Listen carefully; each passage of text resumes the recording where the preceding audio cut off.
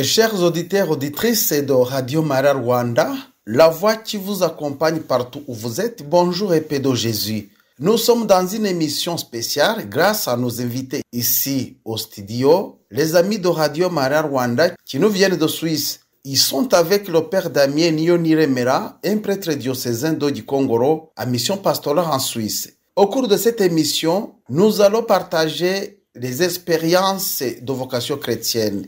Comment se fait la pastorale par les laïcs en paroisse en Suisse et par rapport aux impressions que nos amis ont eues arrivés en Afrique pour la première fois et particulièrement au Rwanda. Moi qui vous parle en ce moment, l'hôte des invités, c'est votre humble serviteur Jean-Marie Vianney Witonze. Et sans trop tarder, je passe le micro à tour de rôle en commençant par le père Damien pour la présentation à nos auditeurs et auditrices.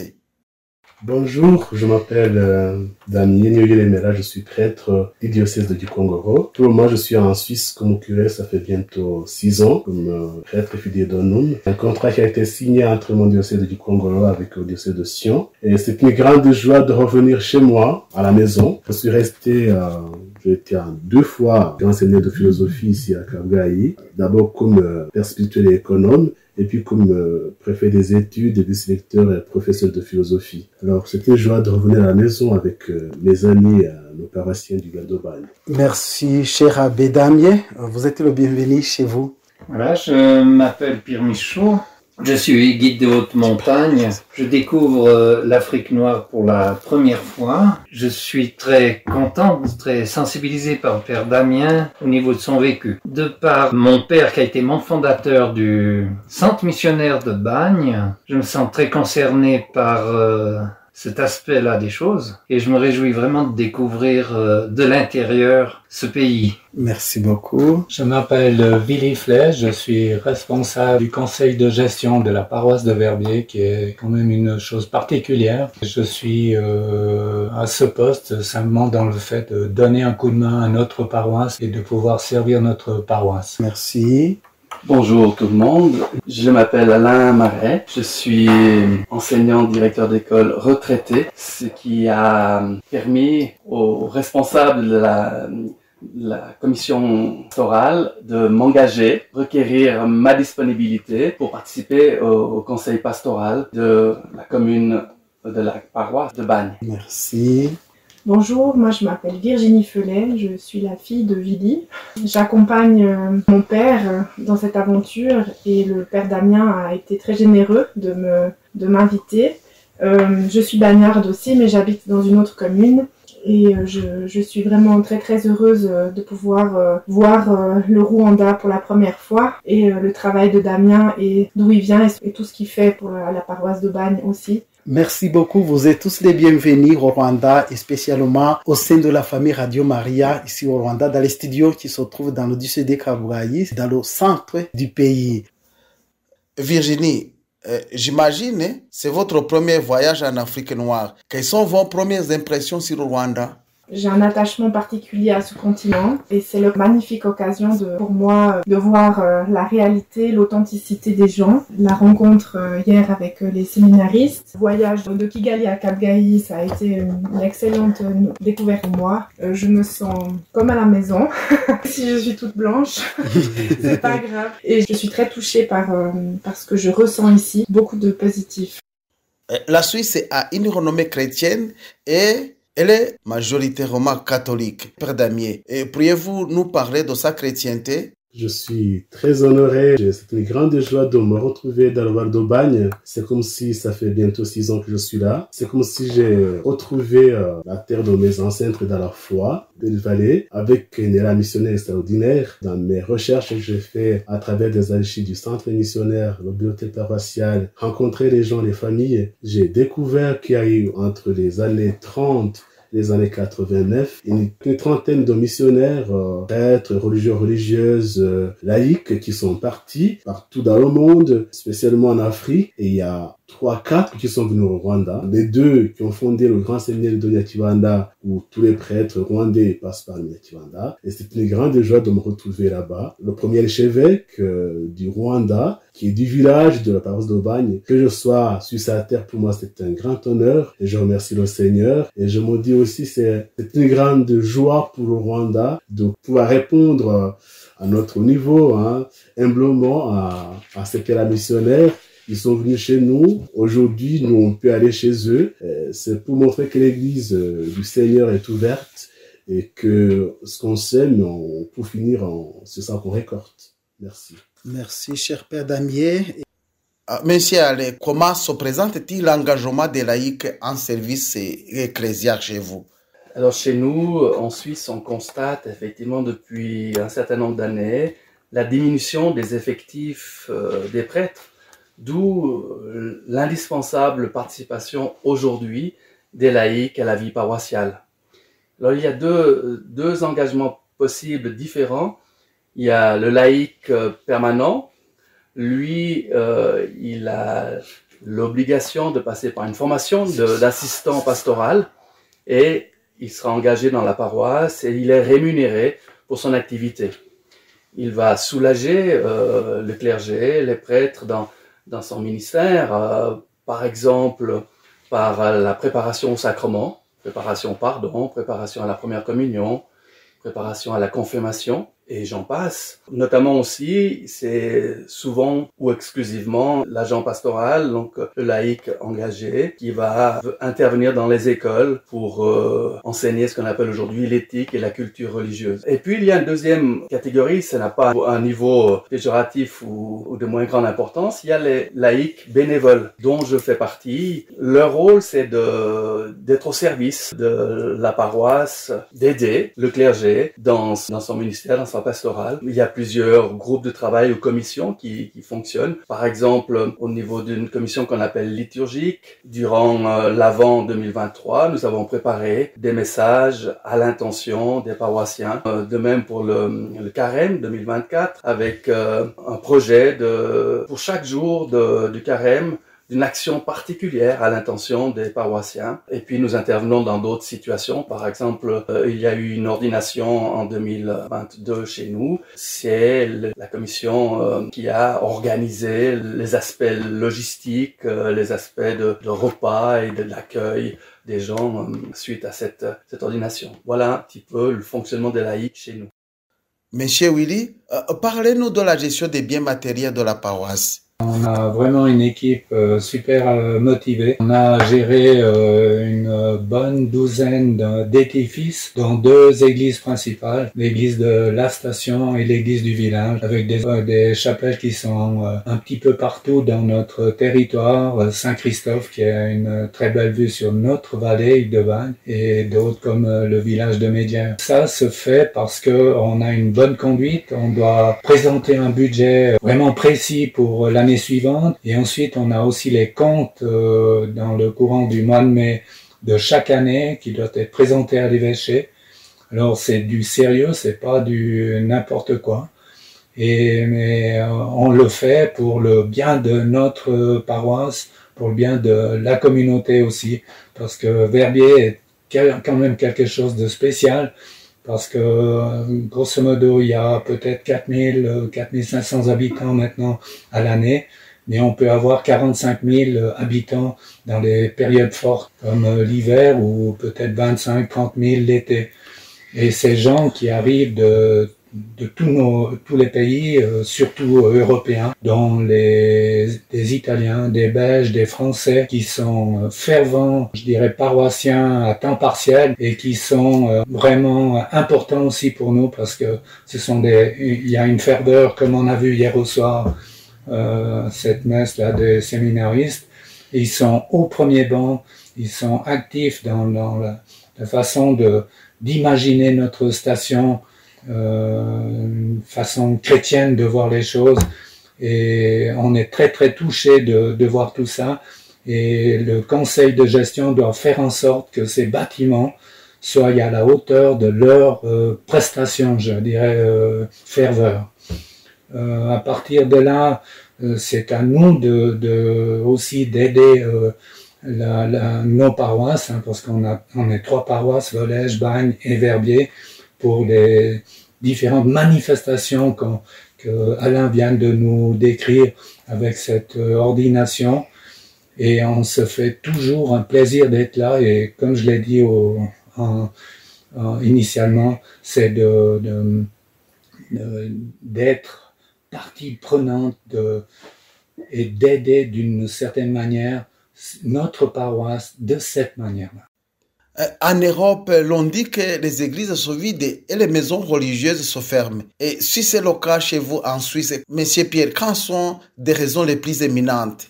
Oui, on assiste quand même à une déchristianisation dans l'Europe en général et chez nous aussi. Et les causes de cette déchristianisation sont multiples. Je vais en relever quelques-unes. Une à laquelle je pense, c'est ce confort matériel qui a été accessible un peu pour tous. Et ce confort matériel fait disparaître totalement le besoin de solidarité. Et ceci crée l'individualisme et la disparition des activités sociétales, y compris de la pratique religieuse. Un autre plan qui est aussi important, c'est la laïcité de l'État, la laïcité créée par le Christ lui-même d'ailleurs. Rendez à César ce qui est à César et à Dieu ce qui est à Dieu. Cette laïcité se traduit d'ailleurs dans le langage courant. On ne souhaite plus un bon dimanche, mais un bon week-end. Ce n'est plus joyeux Noël, mais passer de bonnes fêtes. Ce n'est plus les vacances scolaires de la Toussaint ou de Noël, mais les relâches d'automne ou de fin d'année. On ne fait plus une retraite spirituelle, on fait un stage de développement personnel. C'est dire que la laïcité nous pousse vers quelque chose de pas très chrétien en tout cas. Cependant, il n'y a ni laïcité positive ni laïcité négative en soi. Il y a la liberté pour tous, avec la tâche énorme de bâtir ensemble le monde.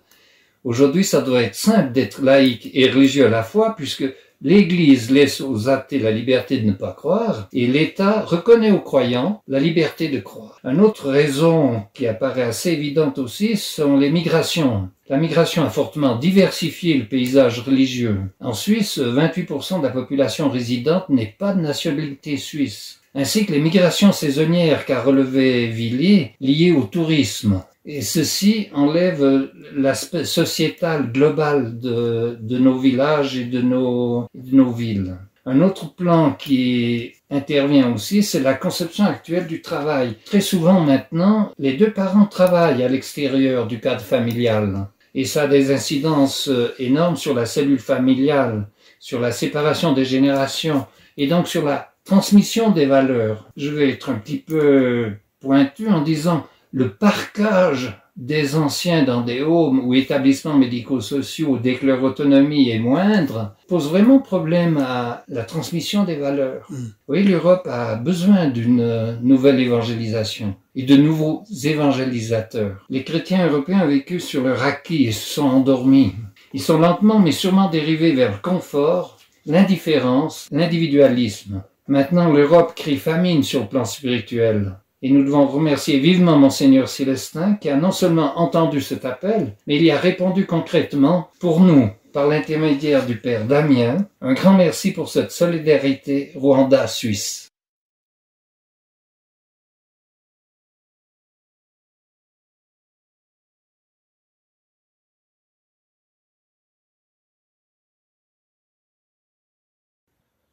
Avant de terminer notre émission, je demande au Père Damien d'introduire 3 femmes priantes qui nous ont envoyé leurs témoignages par rapport à la prière et à l'écoute de Radio Maria Rwanda.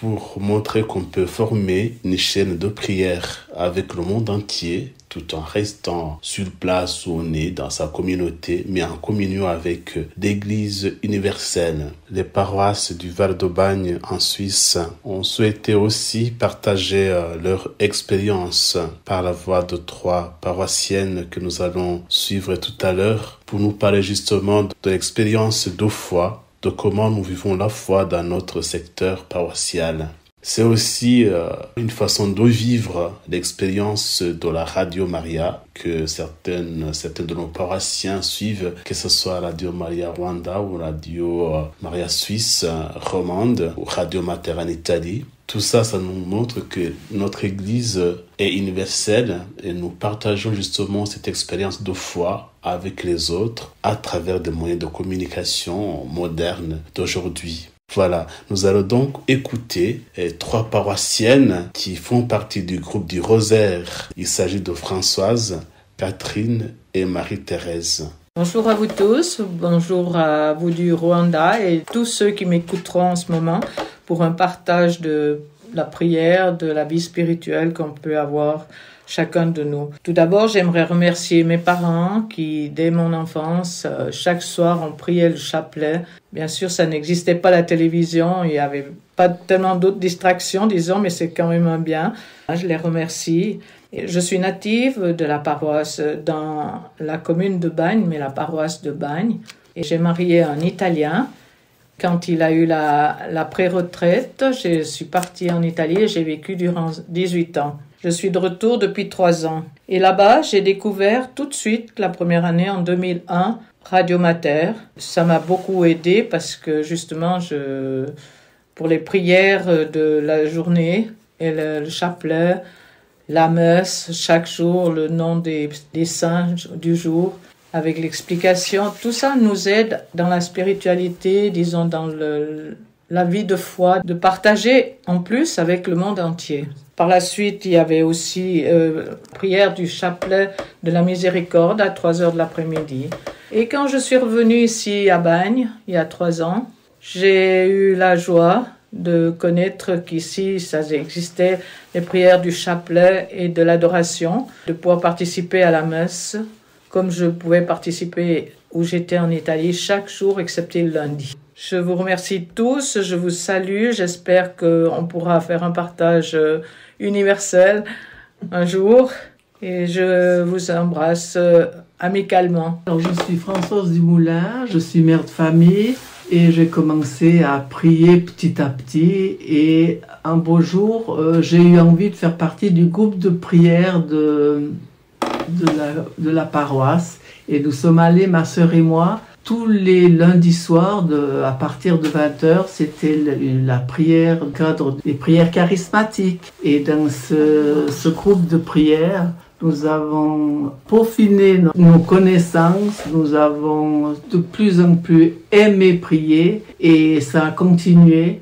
Et après, on a fait partie du groupe de chapelet. On a commencé à aller dans un petit oratoire en Aude, à Notre-Dame des Ardents. Et on a rencontré un frère ermite qui nous a parlé des premiers samedis du mois de réparation. C'est Notre-Dame de Fatima qui a demandé de prier. Alors tous les samedis à 6h du matin, on allait dans cette petite chapelle en dessus de chez nous, dans la montagne. Et puis ensuite, on a demandé à nos prêtres si on pouvait avoir l'adoration, puisque le prêtre qui était là était parti. Et ces jeudis soirs d'adoration nous ont aussi beaucoup marqué. Les nouveaux prêtres nous ont donné la permission d'exposer le Saint-Sacrement et de le ranger aussi. Et ça fait bien longtemps que nous venons à l'adoration. Nous sommes quelques personnes qui sont autour des 70 ans. Et on se plaît à venir tous les jeudis soirs avec le chapelet journalier, le chapelet, tout ce qu'on peut prier en privé.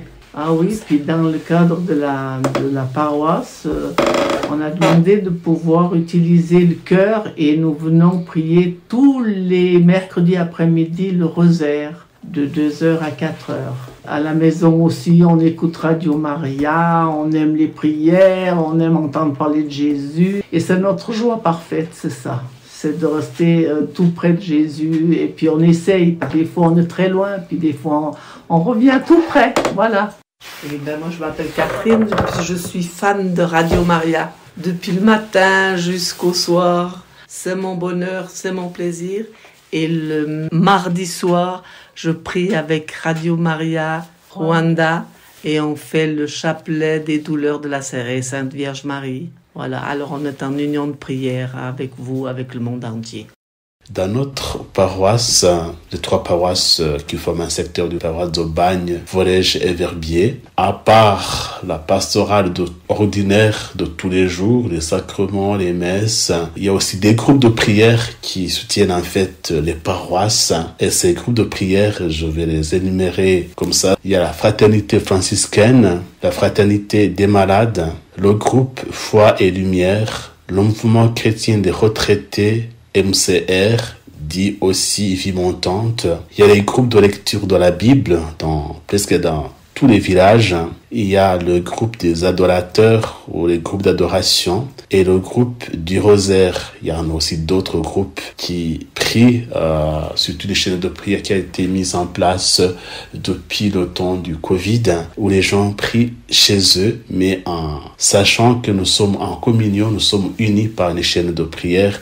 Donc, à chaque moment, il y a quelqu'un qui prie, non seulement pour la communauté, mais aussi pour le monde entier. D'entre vous, il y a 1 ou 2 qui écoutent la Radio Maria chez vous? Oui, vraiment quelquefois. Par contre, mon frère et ma belle-sœur, très régulièrement, sont à l'écoute de Radio Maria, disent le chapelet avec Radio Maria, s'impliquent de plus en plus dans ce qui se passe Radio Maria. Nous sommes au bout de notre émission. Si vous avez un message que vous voulez laisser aux Rwandais et en particulier des auditeurs fidèles de Radio Maria, je vous donne la parole.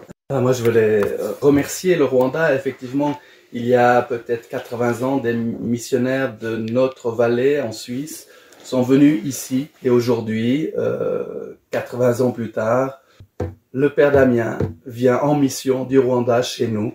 C'est juste magnifique. Alors j'ai une profonde reconnaissance auprès de la population du Rwanda pour cet accueil et ce prêt. Alors c'est assez extraordinaire de vivre une expérience comme ça. On imaginait certaines choses et tout, mais c'est chaque fois une découverte. Chaque jour est une découverte et c'est absolument extraordinaire. Moi j'ai ma sœur qui écoute fervemment fermement aussi ces émissions. Je les écoute quand je me rends chez elle. Mais par contre, moi, je me sens plus chrétien que catholique, je dirais. Je vous le dis franchement. Et lorsque Damien m'a proposé de venir chez lui au Rwanda, j'ai trouvé extraordinaire et je me suis dit c'est l'occasion rêvée de découvrir l'Afrique parce que voilà, c'est la première fois. Et lorsque ma fille m'a rejoint, c'était tout simplement extraordinaire. Et là, on vit quelque chose au présent, ici autour de cette table, avec tous nos amis. Et j'aimerais remercier le Père Damien de ce voyage, parce que c'était quelque chose d'inédit, impensable. On n'y pensait pas, mais de pouvoir le vivre, c'est extraordinaire. Et là, je voudrais dire une chose en tant que chrétien, parce que j'ai des guides aussi, que ce soit catholiques, protestants et tout. Et j'ai mes textes plus ou moins quotidiens que je me dis dans le creux du cœur. Et simplement, il y a une théologienne protestante, Francine Carillo, à qui je sais pas combien de textes extraordinaires. Et je dirais, pour expliquer plus ou moins ce qu'on est en train de vivre, c'est, je vous le dis, accueillir chaque journée comme inspirée. La vivre dans cette qualité d'attention qui éveille la bonté et la vérité de toute chose et de tout être. Monsieur l'abbé Damien. Tout simplement dire merci à mes amis paroissiens, moi aussi je suis paroissien. Donc nous sommes là pour présenter les 3 paroisses du Val d'Aubagne. Et moi je remercie beaucoup tous les bagnards, l'accueil qu'ils m'ont réservé depuis que je suis là. Je me sens vraiment chez moi. Et dans le Val d'Aubagne, et maintenant au Rwanda, cette joie et cette ouverture à l'autre que j'ai pu expérimenter avec eux, je souhaite qu'ils puissent aussi vivre la même chose ici au Rwanda. Donc merci à chacun, à chacune de mes amis, de mes collègues ici présents. Merci aussi à la Radio Maria. Moi, j'ai ma maman, elle est décédée il y a quand même plus de 10 ans qu'elle est décédée. Elle dormait toujours avec son chapelet à la main. Parce que à 3 heures, je pense qu'elle avait un sommeil léger, mais à 3 heures du matin, il y a le chapelet à la Radio Maria. Elle sortait son chapelet et son grand péché, j'étais encore séminariste, c'était de s'endormir à avec le chapelet. Elle m'a dit, j'ai jamais terminé le chapelet. J'ai dit, tant mieux. Non, mais non, c'est un grand péché pour moi. Il faut que je fasse des efforts. Tu fais des efforts. Mais pour moi, la Radio Maria, c'est quelque chose. Et c'est une expérience partagée avec pas mal de Rwandais, des personnes du monde entier. Et ça, c'est un bon apostolat à encourager parce que ça touche les gens partout. Tu as des hôpitaux, à la maison, des personnes qui vivent seules. C'était un bon apostolat à encourager. Et Marie, Notre-Dame de Kibero, est là pour nous accompagner. Merci. Chers auditeurs, auditrices de Radio Maria Rwanda, d'une même voix, remercions nos chers amis de Suisse pour leur générosité, leurs expériences partagées au cours de cette émission. Et j'espère que cela vous a affermi une fois de plus dans la foi et dans l'engagement à la vigne du Seigneur. Grand merci à Madame Virginie, au Père Damien, au Monsieur Alain, Willy et Pierre. Vous êtes toujours les bienvenus dans la Radio Maria Rwanda. En studio, vous étiez avec Jean-Marie Vianney-Ouitonze. À bientôt. Que la Vierge Marie, la Reine de Kibero, intercède pour nous.